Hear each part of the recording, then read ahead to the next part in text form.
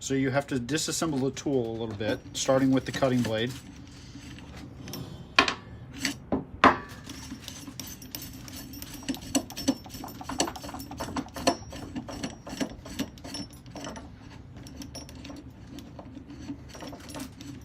So you've got both nuts and the cutting blade off. Then you're just going to simply slide these pieces off. You can leave them in the order you want, or just watch me reassemble it in the video. And you're going to slide the axle in, whatever side you want to do. And then you're going to put on a washer, a spring, a washer, and the collar. So, and then you're gonna pull it all the way through. You're not gonna have a whole lot of nut to work with, but it should be okay. And notice this collar isn't going in all the way because I didn't actually ream that all the way out. So now you're gonna install the nut again.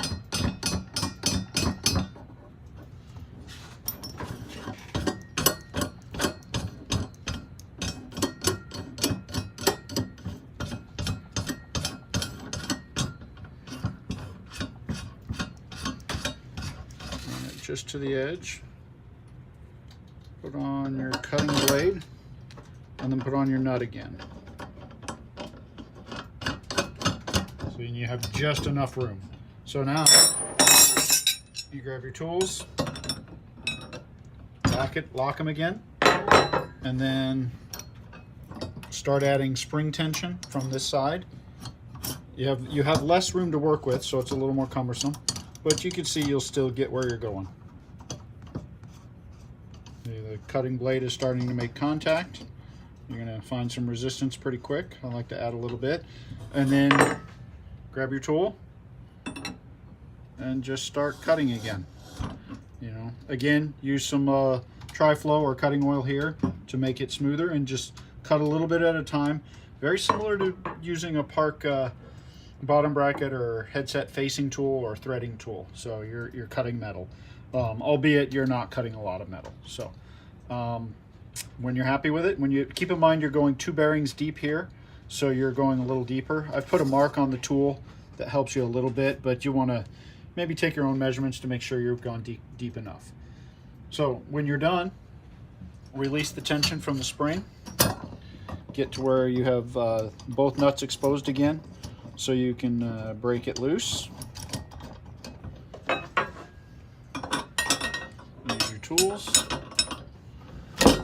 Break those nuts loose. Disassemble it again.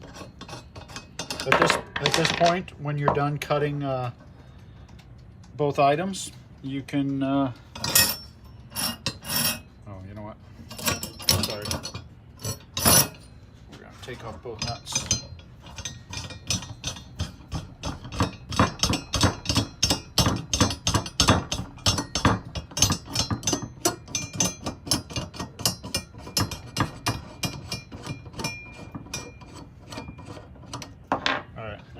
Now you can get it out.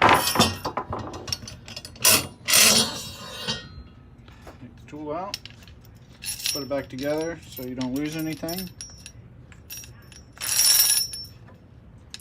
So at this point, you're done. If you're done cutting, you've done all 4 holes.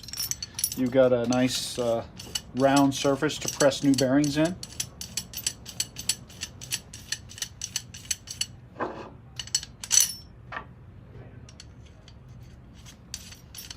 Alright, tool is back to 0. Get your tools. Next thing you want to do is clean all the bearing surfaces. I suggest using some isopropyl alcohol. Make sure it's perfectly clean, no metal shavings. And then you're going to use this retaining compound that I'm going to include in the package. And then you'll apply some retaining compound to the inside surface area. And then you'll apply some to the outside of the bearing race. And then you'll just press the bearings in, and I think you'll find that the bearings will press in fairly easy. Using a rubber mallet should be sufficient. I think that's it. Any other questions, you guys can give me a call.